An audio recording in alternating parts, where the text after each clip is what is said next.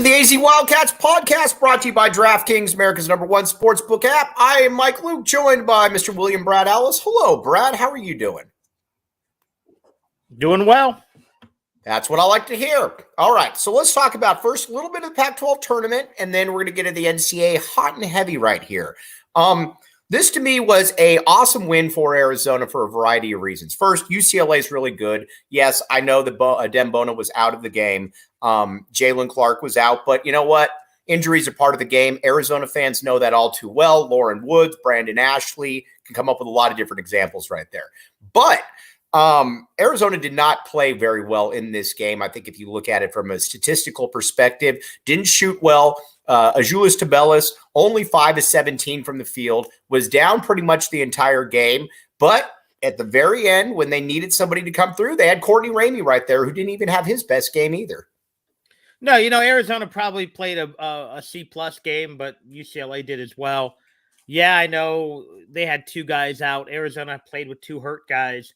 Obviously, Kriisa's shoulder's in bad shape, and then we found out after the game that Oumar Ballo was playing with a broken hand. So it doesn't quite even out, although,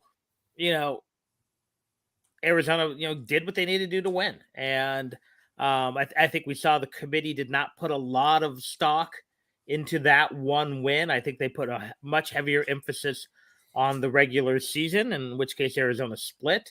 You found out that they, I think, counted Arizona's bad losses a little bit higher than they did when they initially released those seeds a few weeks ago.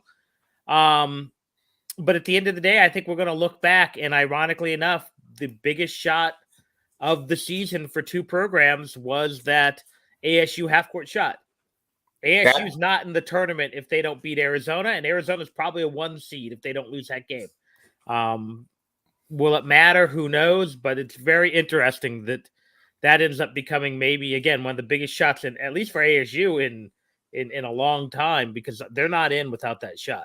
I think this is one of the better coaching jobs that we've seen at Arizona. And again, we've seen a lot of really, really good coaching jobs. But I look at this team, Brad, and again, they're number 2 seed in a pretty favorable region. We're going to get to that in just a second. But this is a team, though, that, let's be honest here, is not overwhelmingly talented. It's a talented team, but it's not overwhelmingly talented. And I think if you were probably to look at all the rosters of the top the 1 and the 2 seeds out there, Arizona, you could maybe make the case just from a pure NBA potential, probably has the least amount of guys that you look at and say, yeah, they'll for sure play in the league.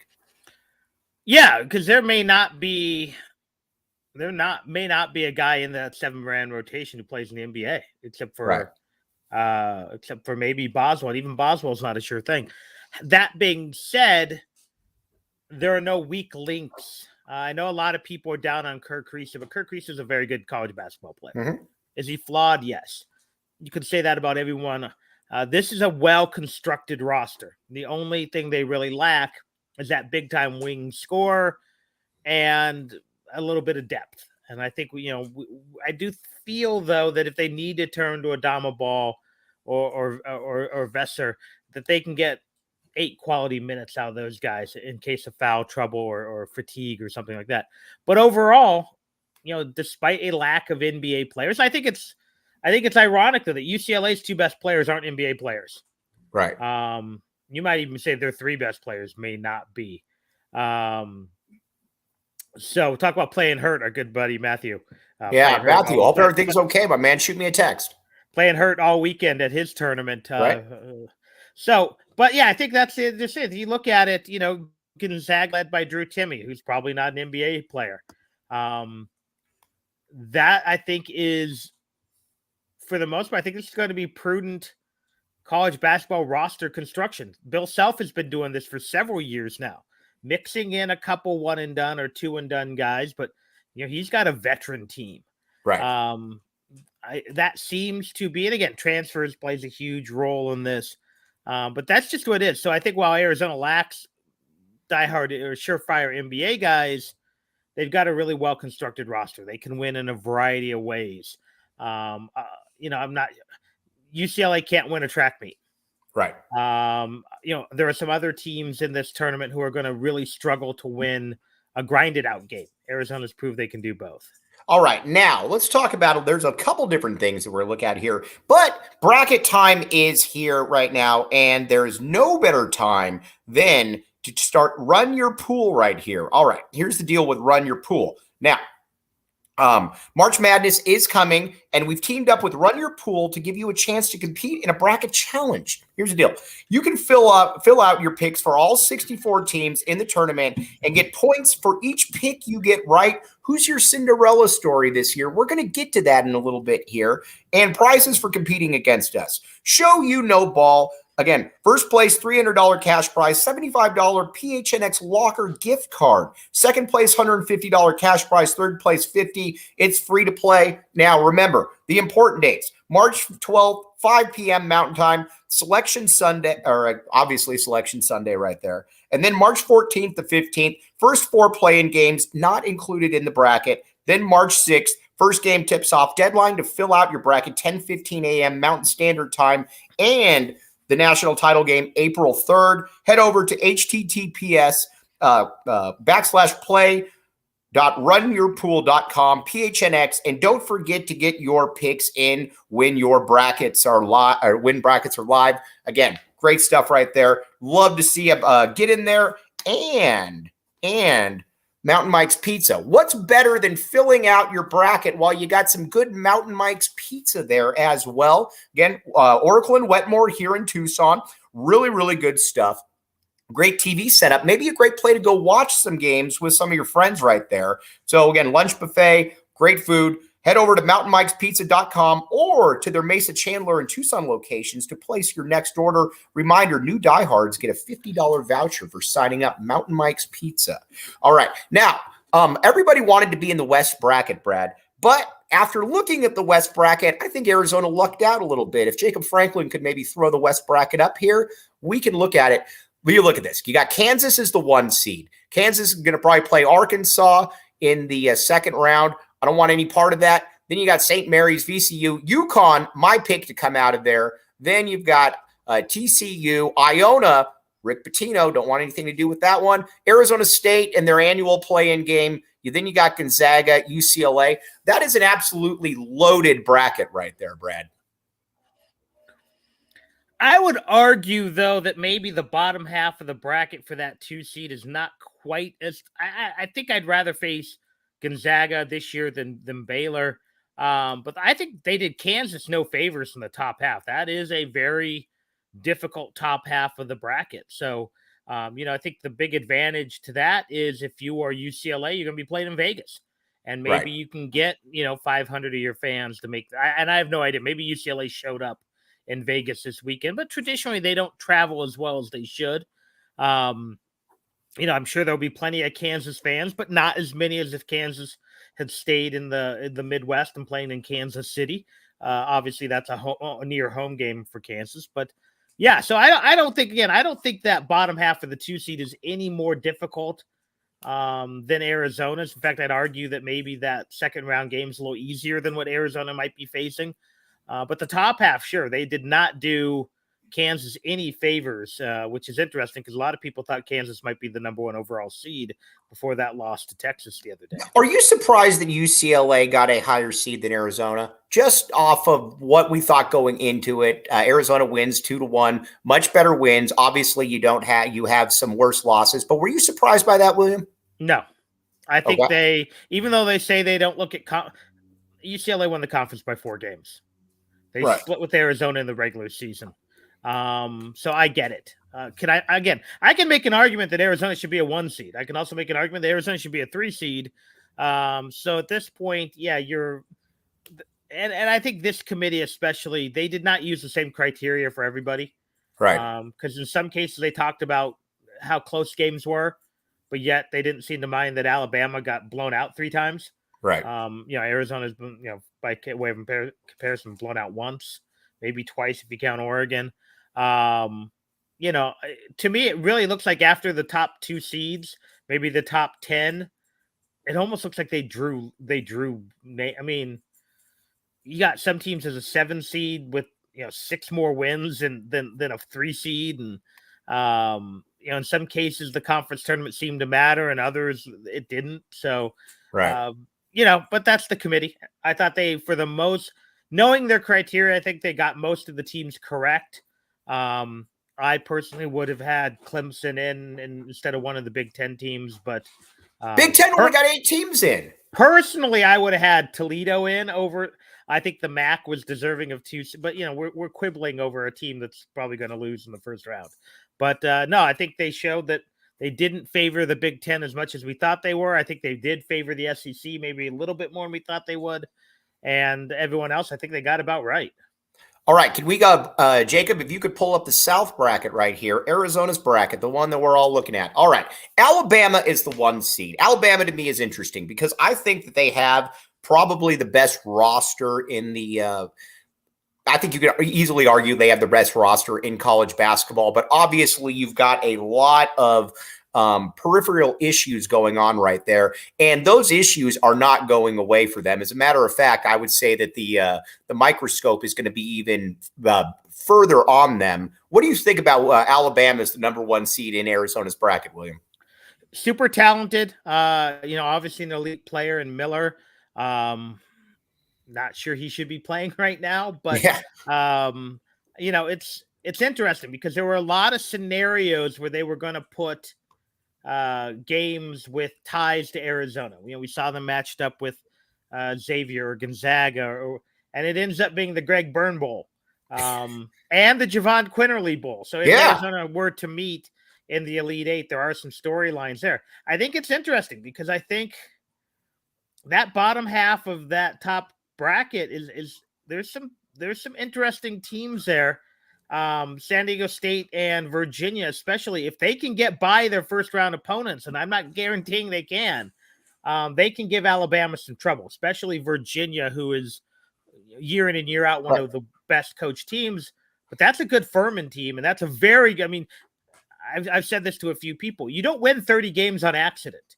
Right. Charleston, Oral Roberts, and is it FIU? They're all 30-win teams, and that should mean a lot when picking your bracket. So could Alabama, and even though I don't think West Virginia deserved to be in, that's not a team I want to face in the second round. I'd much rather face Utah State or Missouri than West Virginia, to be honest. So, yeah, I think it's very interesting.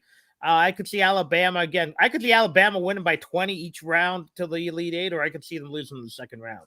Our buddy Jervis Williams agrees with you. He says, I think Virginia could be an issue for Alabama. That initially caught my eye as well, because Virginia, again, slow down style of play. Obviously, we know with that, you've got a ton of thoroughbreds there at Alabama, guys that get up and down the court, guys that, they want to play fast. Virginia could be a little bit of an issue for them there, Brad. Yeah, and, if you look at it, too, it can be tough, not always, for coaches who haven't been there. And Oates, I don't think has he been past the Sweet 16? I'm not sure. I can't remember now.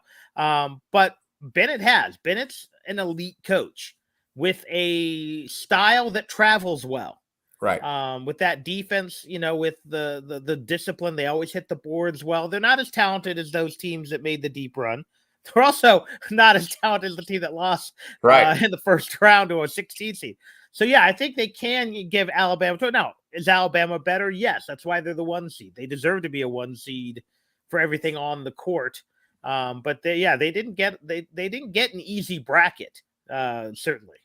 Okay, now, let's talk real quick about the peaks, and then we're going to go back to the bracket there in a second. The 4 peaks, again, people are saying right now that there's only 2 peaks for Arizona. That is not true because, as we all know, many peaks do their work behind the scenes. Henry Vasar, Dylan Anderson doing their work behind the scenes. But what is up front, though, is 4 peaks, the official brew of PHNX Sports.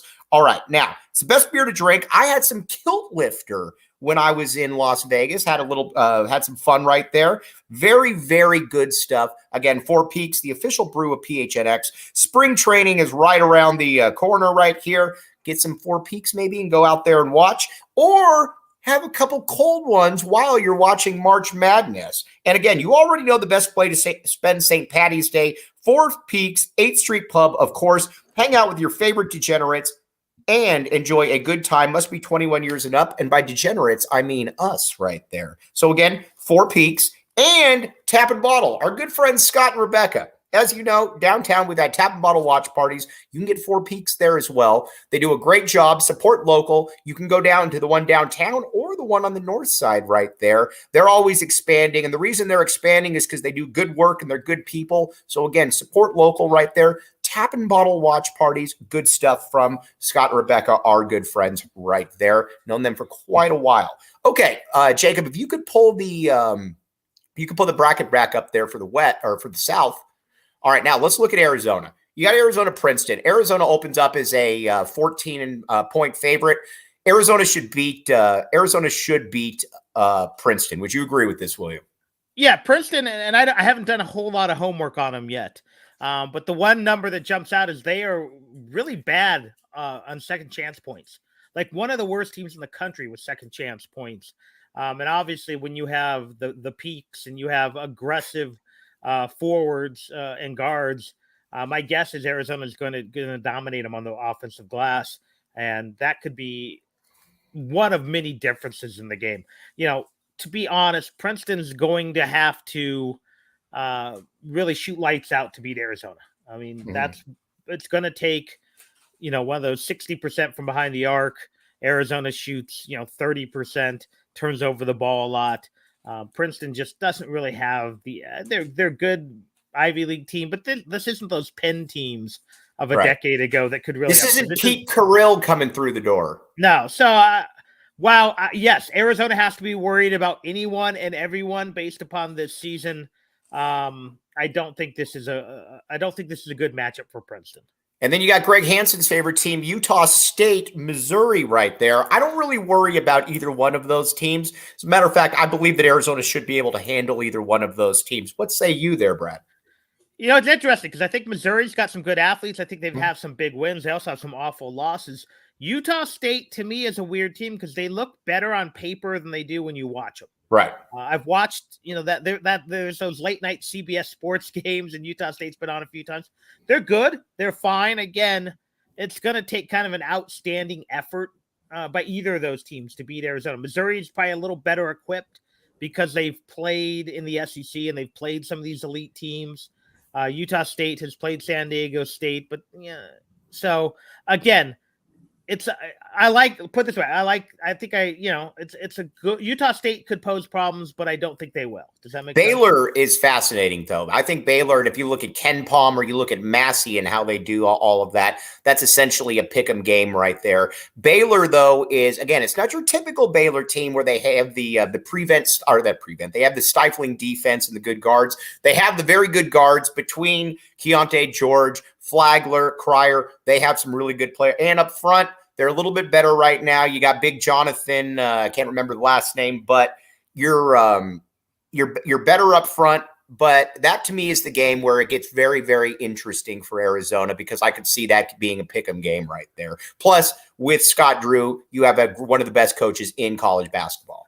Yeah, but Baylor's an interesting team. Are they going to get there? Right.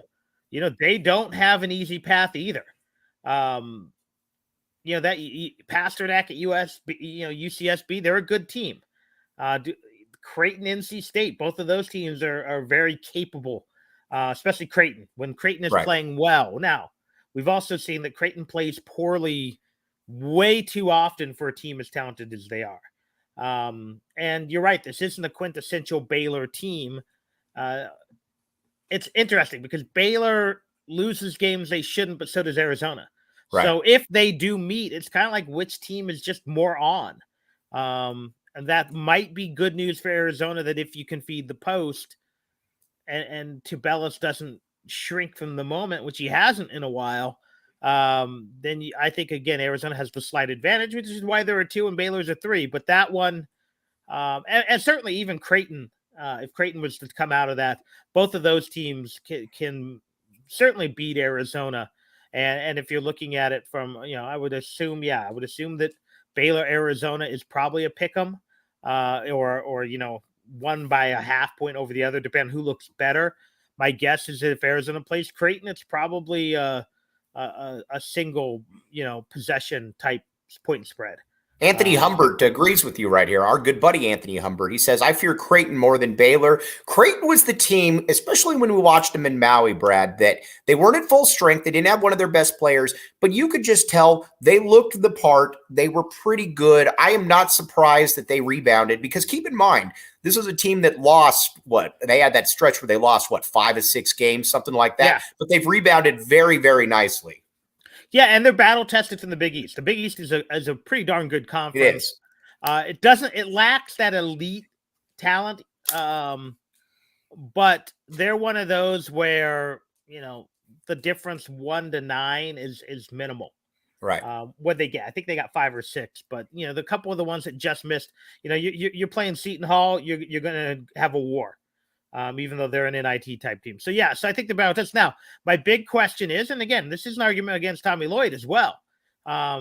These guys haven't made these deep runs as head coach. Right. I could be mistaken. I don't think Creighton's gotten past the Sweet 16. They tend to be a first weekend type team. Correct. And that's where, guys like Drew and guys like Bennett have the advantage right now in this bracket. They've made those runs. Both of them have national championships in the last 5 years. So you have to look at talent, but you have to look at coaching. And when you got 2 proven coaches. Now that said, these are also 2 coaches who've been prone to early ousters too. Mm-hmm. And I guess if you coach long enough, everyone has. Not everybody as a 1 seed loses to a to a 16 seed though, William. No, that is true. There's only one to do that, and he happens to be the 4 seed right now. Right. So but again, I'm fine with this bracket though. I'm fine with, again, I think everybody wishes you stay out south, but overall, I'm fine with this. It's perfectly reasonable bracket. Right. It's not a murderer's row, nor is it easy. Right. If I really am looking at it, there's 3 other teams that worry me. And they're the top 4 seeds. Right. So that's the 5 and the 6. Again, Creighton, anyone seeded 14 or lower can beat Arizona. So everyone's worrisome. But that being said, you don't go, Creighton. You're like, Creighton. Yeah. It's again, there are some others. There's some other brackets where you look at the 7s and the 9s. I didn't want to play. I know they've been inconsistent. I didn't want to play Arkansas in the second round. You know what? Yeah. A team like Illinois can be problematic, and I don't know if they're getting out of the first round. There's some teams out there that just have some athletes. Again, I am as scared about some of these 30-win mid majors than I am these 19. Oral Roberts Duke is a tough matchup for Duke right there. I'm not thrilled about that matchup if I'm the Duke Blue Devils. See, that's a weird bracket. That's a bracket where the higher rated teams are not as good, but a lot of those lower rated teams are good. Right. So that's a strange one where at your first glance, you're like, oh, they made that easy for Purdue and Duke. But then you look at those, 9 seeds, 12 seeds, the 11, they were all pretty nasty in that region. Right. I would agree with that. Now, one thing that isn't nasty, though, is Circle K. All right. Very excited to partner with our good friends at Circle K right here. Check out your local Circle K for the best coffee, beer, and snack selection and premium gas. I went up with John Schuster for the Schuster stayed in Henderson, but he drove me as usual. And we went through Circle K right there. I got a pizza. He got some chips. You know what? We got some cheap gas as well right there. Now, a big part of partnering with Circle K is, first of all, they're our friends. And to kick things off, we've teamed up for an amazing giveaway opportunity. All right, listen to this. Text PHNX to 31310 for an opportunity to win a $500 gas card. See show notes for details. And one last read right here. We got Roman. All right. Now, as people get older, everybody has the effects of getting older. You start losing some testosterone. You start losing a little bit of your libido. Roman is here to help right there. And again, many times men up to 50% of men have symptoms that get in the way of wanting or enjoying sex. Do you want a better sex life? If so, you are not alone. Roman is here to help. And here's the great deal about it. There's no waiting rooms. There's no hassle. It's a straightforward digital experience from the comfort of home. If medication or testing is appropriate, Roman will send it directly right to your door. Everything arrives in discreet packaging with free 2-day shipping right there. And again, they offer discreet wipes that help you last 4 times longer in bed. And men with low T, getting testosterone levels back to normal can increase your libido. Roman offers this testosterone test, and if it's appropriate for you, treatment for low testosterone. So again, there's a lot of people are using it. Here's the process. You head to the website, ro.co/PHNX, and complete the questionnaire and diagnosed by licensed physicians, free delivery again. And to learn more about how to achieve your personal sexual health goals, go to ro.co/PHNX to get 20% off your first order. That's ro.co/PHNX right there. Again, Roman is around. It's only getting bigger, and that's because it's working right there. So again, check it out, Roman. All right. Now, Brad, when it comes to Arizona and the rest of it, where do you see, what does this team feel like to you? We've watched Arizona pretty much all year, or we have watched Arizona all year, and, you know, they look good, but at the same time, you can tell that, like Andre Veras said, they're also very vulnerable. Yeah, I mean, it's really a team that can lose at any time. I would be hard pressed to see them losing to Princeton, but any game after that depends on how they play. Right. I think the realistic expectation is Sweet 16 or bust. I don't think they're talented enough to say, oh, they should make the Elite Eight, despite that would be a seeding thing, especially with Baylor in the way. But if they get upset in the second round, it is very much a disappointment. And that's the way I look at most Arizona teams. The NCAA is such a crapshoot that you can't say this team should be in the Final Four. But there are some teams that are so talented they should be in the Elite Eight. This is not one of those. But if they don't get to the Sweet 16, it's a disappointment. Who's your X factor? That is gravy. Who's your X factor for this team? Colin Boswell. Okay, I agree with. I like that one. That's a good one right there. Because he is yet to shy from the moment, but this is a whole different stage. There's a big difference between playing, Baylor in the Sweet 16 and playing UCLA in the conference championship game. Right. It's also something where if one of the other guys struggles, you need him to step up. So if Ramey has a bad shooting night, you need Boswell to shoot. If Kriisa's turning the ball over, you need Boswell to settle the offense. If Larson can't get you points off the bench, then you need Boswell to get you points off the bench. So I think he becomes a huge X factor. And obviously Tubelis. He did not play well down the stretch last year. Right. He is playing much better this year, but still has had his moments. And I think both when you look at he and Ballo, part of me wonders if they've hit a wall. And in which case you hope they're on the other side of it. Part of, so because each of the last 2 years, the Arizona Bigs have struggled down the stretch. And yeah, are they getting overworked by only having 2 peaks right now? I don't know. I think Ramey is a very fascinating guy right here because he's had games. We've seen him have games where he has 27, 28 points, and then you'll see games where he has 2 or 3. He's generally going to guard the other team's best perimeter player, Ramey, or perimeter guard at least. Ramey to me is very much an X factor because I do realize what I'm about to say right here. Arizona did lose to Stanford when he played well. But he's a guy that can really go off, and we've seen that a few times this year, especially in Maui, and that makes things so much easier for everyone out there. I mean, in reality, that's what Arizona needs. Arizona needs complementary score. You assume Tubelis will get you between 14 and 18, Ballo in that 8 to 10 range, and then who else is going to step up? We've seen even in the Pac-12 tournament, it was a different guy each night, whether it was Henderson.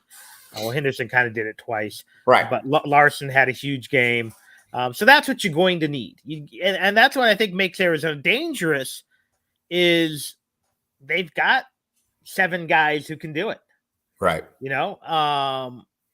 don't have a guy who you automatically pencil in for 4 points because that's not his role. So, yeah, and it's just Arizona's ability and Tommy Lloyd's ability to figure out, is there a mismatch? Or if I have the hot hand, how do we keep getting the ball? Because I did think Arizona did a very good job getting the UCLA bigs fouled out. Right. and then couldn't figure out how to get to the post again.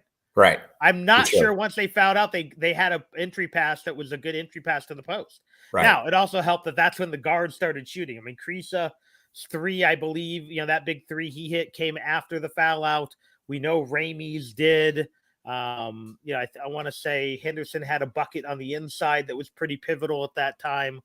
So that's the good news. But the bad news was they couldn't continue to feed the post. Right. So, all right, we're going to sign off here. I will be back tomorrow with John Schuster. William Brad Allis is heading to California, I believe. Is this correct? Yeah. We, when you book the trip and you forget to look at, kids have spring break. So we were kind of locked into these dates. So I will be wandering around various theme parks with my phone out on Thursday and Friday. But Brad will be backing the A, though. Is this correct? Oh, yeah. Anytime I go to enemy territory, I wear the U of A ball cap. The A will be properly backed in Anaheim. Absolutely. Yeah. All right, guys. I'll be wearing the A at the big A. Everybody out there, really appreciate you all. Matthew, get well, my guy, and we'll be back with you tomorrow. You have been listening to the AZ Wildcats podcast.